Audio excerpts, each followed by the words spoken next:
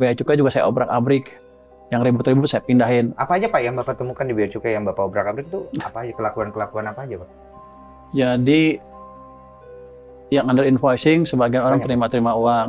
Terus yang import ilegal sebagian orang saya terima juga. Oh termasuk itu yang kemarin ya? Yang kemarin itu ya. Dan sekarang yang Jakarta pun seperti itu sama, padahal pejabatnya baru, nggak boleh ngomong kali ya. Tapi ada yang monitor itu bahwa itu masih melakukan hal yang ini, kita monitor terus. Udah kita obrak-abrik pun masih seperti itu, yang jelas nggak lama lagi kita tangkap, gitu aja. Kenapa nggak langsung eksekusi aja sih Pak? Kan dicari jalurnya kemana aja, ininya kemana aja, biar dapat semua. Kadang-kadang kebentur ya jalurnya ya? Nggak, kalau saya nggak peduli. Mereka aja nggak bilang ada orang kuat di belakang, gini. Cuman nggak pernah lapor sama saya duga mereka pakai aja gitu, atau mereka undang orang kuatnya supaya sama-sama dapat bagi-bagi rezeki gitu. Sekarang sih nggak ada urusan, begitu ketahuan kita sikat.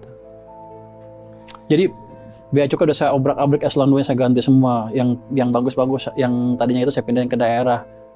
Sebelumnya ini saya nggak tahu bahwa saya boleh ngerumahin orang, yang sebelumnya bilang. Oh Bapak nggak tahu itu? Sekjen yang sebelumnya bilang saya nggak bisa katanya. Yang sekarang lebih berani, bisa Pak, saya mulai rumahin sekarang. Kalau ngacung aja rumahin aja udah. Iya. Saya nggak usah pusing cari dosanya, rumahin aja. Iya. Itu utama. Kenapa? Kalau udah Efek di rumah, disiplin kan? efek disiplin di rumah dan orang lihat saya nggak main-main. Kalau cuma muter-muter, saya semuanya misalnya jahat ya cuma pindah tempat aja. Ada Bapak dimain-mainin, karena habis Bapak tegur besok dilakuin lagi. Iya, atau bagi-bagi rezeki. Oh iya. Jadi satu. Pernah Pak ditawarin? Gua juga nggak tahu. Saya maunya ditawarin. Berarti Bapak pernah ditawarin, tapi Bapak nggak tahu gitu maksudnya? Saya nggak tahu kenapa nggak ada yang nawarin saya. Karena Bapak tidak merasa ditawarin gitu? Nggak ada yang berani rupanya. Iya. Gue juga pengen tahu kenapa nggak berani, nggak ada berani. Nawarin aja, paling gue tangkap atau gue pecat. Jadi gitu. Tadi gue spill dikit ya, beliau kemarin ngobrol tadi di sini, beliau dikasih batik, terus beliau nanya sama pengawalnya, itu batik kita bayar kan? Jangan sampai saya kena gratifikasi katanya. Berarti cukup sangat detail melihat hal-hal yang seperti itu. Nah, kita kan ngerti masuk ke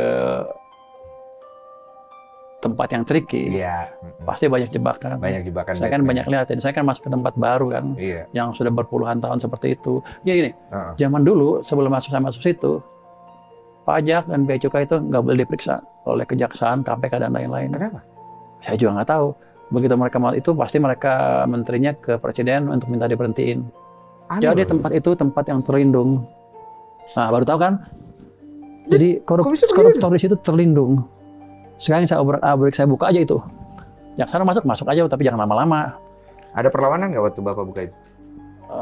Ada yang jelek-jelekin, katanya saya yang ngasih nama mereka.